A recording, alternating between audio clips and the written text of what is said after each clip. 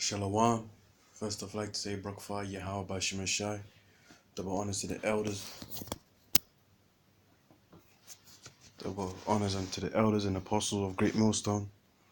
Blessings, salutations to the elect worldwide, preaching the gospel in spirit and truth. Brakfar Yahweh Bashim Shai Bashim Kadash. You so-called Negroes, Latinos, Native Americans, Hispanics are the biblical Israelites and those that scattered throughout the earth through Bible prophecies like Deuteronomy 28, Genesis 49. And yeah, man, just come back with the truth again and addressing a small topic, but yet powerful, concerning society's way, well, society's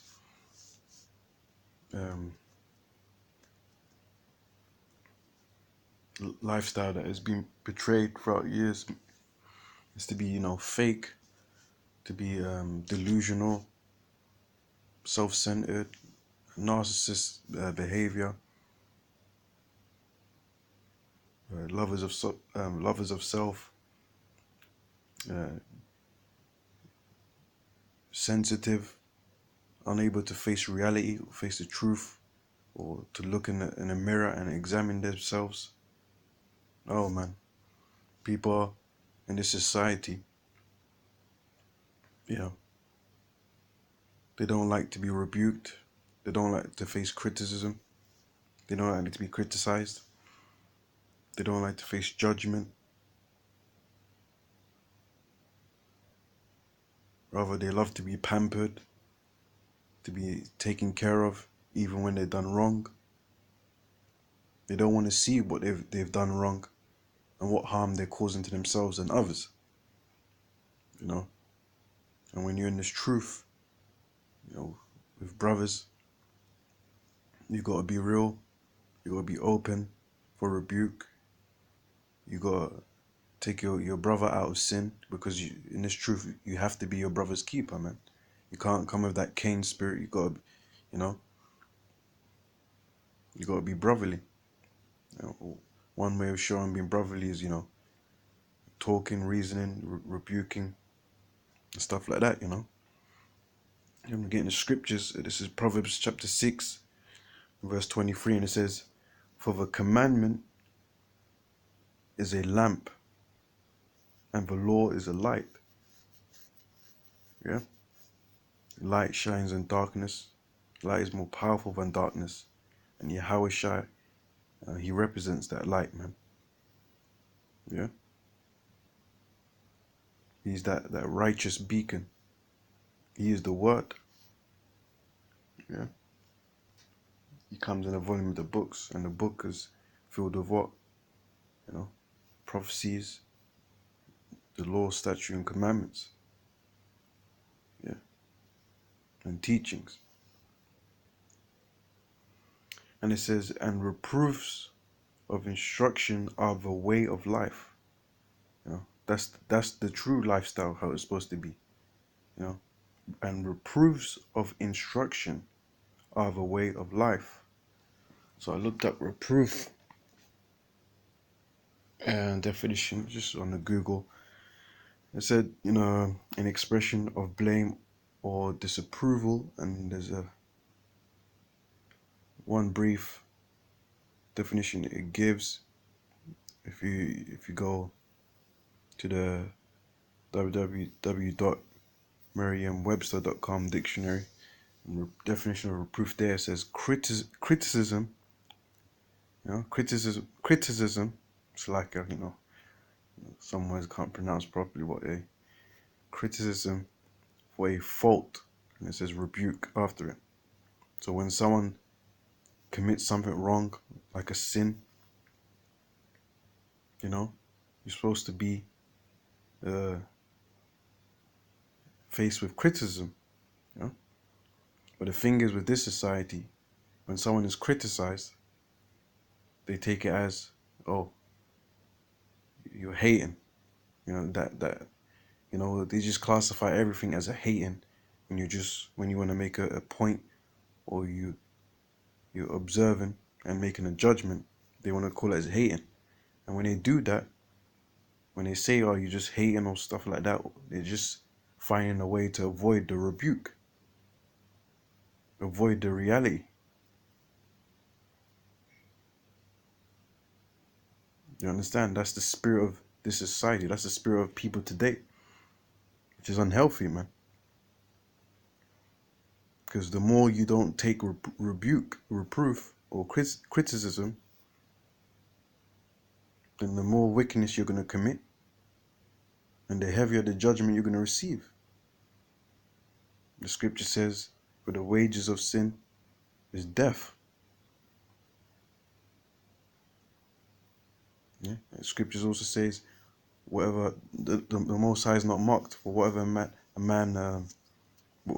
man sows, thou shalt he reap. In other words, what goes around comes around. Even the people use the term in the world, karma. What you build up, you're going to get back. But people are delusional. You know, someone may do something wrong, and the friend, instead of telling that person, telling that so-called friend that is supposed to be your friend, hey, you did something wrong here, and what you did was not good. You know, you need to do is acknowledge that you did something wrong. Second, you need to apologize to the person that you offended or hurt. Or apologize for the wickedness and the sin that you've done and committed. You know. Thirdly, go pray unto the Lord for forgiveness. See, that's humbling. And number 4, practice not to do the same thing you done again, and teach others not to do what you did wrong. You know what I'm saying? So that's that. Let me go to, that was Proverbs 6:23. Yeah. For the commandment is a lamp, and the law is light, and reproofs of instruction are the way of life. So you're supposed to get reproved. We ain't perfect. Not everybody knows everything. That's why the Lord sets up men of the Lord, to teach. And they teach the other men of Israel. Yeah. And those men of Israel grow in the knowledge, and they teach the rest of Israel. This is Proverbs 27 and verse 5. Open rebuke. So there's the word again. Rebuke, reproof, or to be criticized. Open rebuke is better than secret love. What is secret love?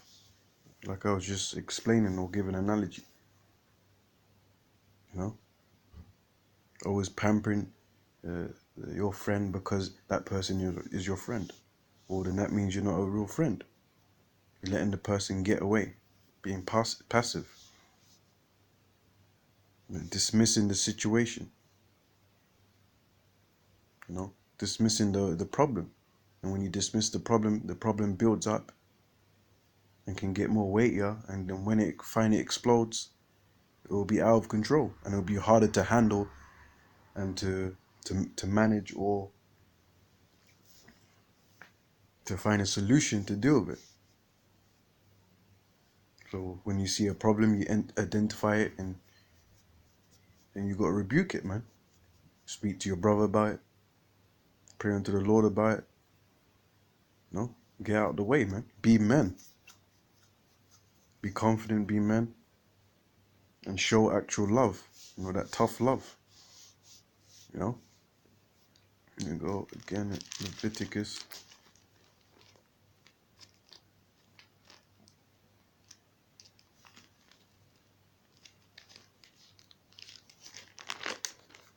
To Leviticus chapter 19 and verse 17. Thou shalt not hate thy brother in thine heart. If you can see your brother walking into sin, and you allow him to walk into sin, you really hate your brother, because you're supposed to be your brother's keeper. Yeah? If you really love the brother, you'll pull him out the ditch, you know, spiritually.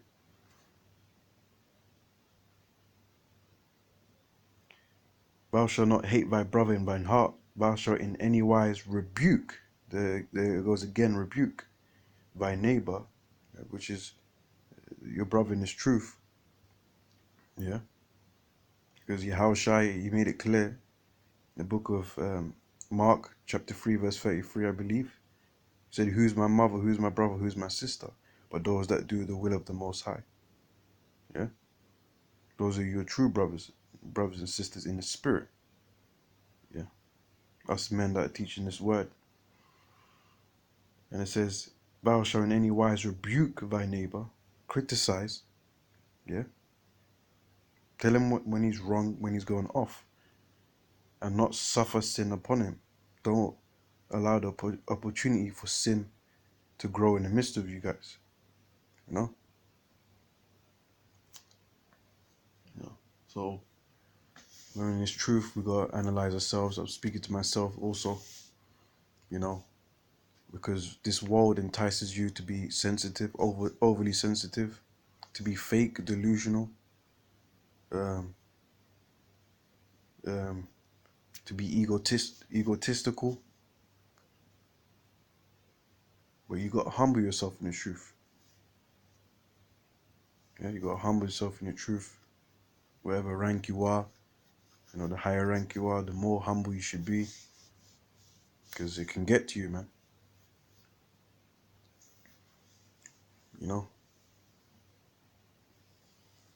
But nevertheless, praying to the Lord to be a better brother, to have a better character, and, you know, to shred off that worldliness that we need to get away from, man. Because this society promotes us to be fake, to be delusional, you know, and to be self-centered,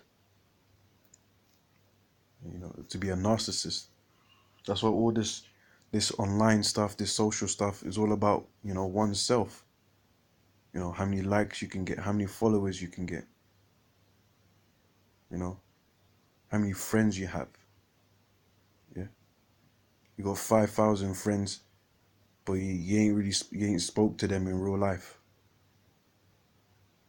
Haven't met them in real life.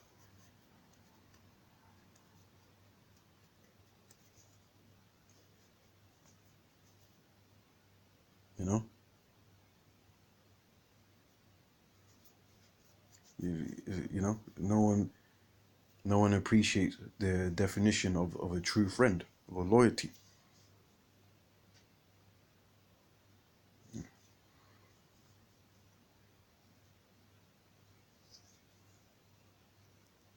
Yeah, man. But with that, yeah, shalom.